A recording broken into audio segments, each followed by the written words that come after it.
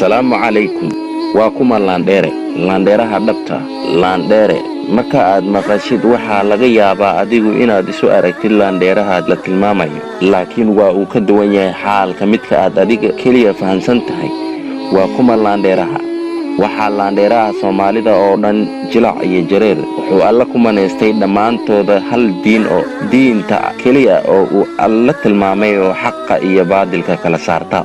Soomaalidu waxa uu alla ku manaystay wabiyo bad aad u baaxad weyn, beero, macdanta iyo shidaalka iyo weliba resource aad u badan oo aad moodid inaynan haysan wadamooyinka isku tilmaama inay yihiin wadamada caalamka ugu quwadda weyn ama ugu dhaqaalaha badan. Haddii aynu nahay laandheerayaasha aan soo tilmaamay, maxaan u fahanay haddii aan nahay Soomaali laandheernimada?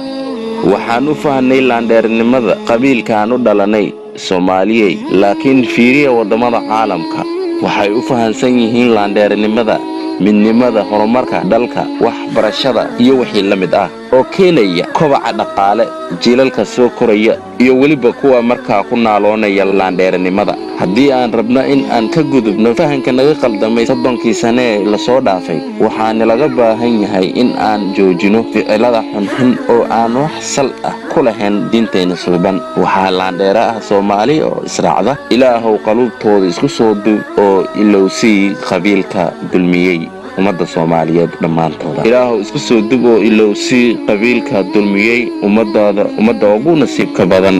Aamiin. Intaas ayaan ku soo afmeerayaa inta aan ku kulmi doono muuqaalka xiga. Waxaan idin leeyahay haddii aad ka heshay like saar, siina gudbi, subscribe channelkeena haddii aad ku cusub tahay si aad u heshid muuqaalada xiga.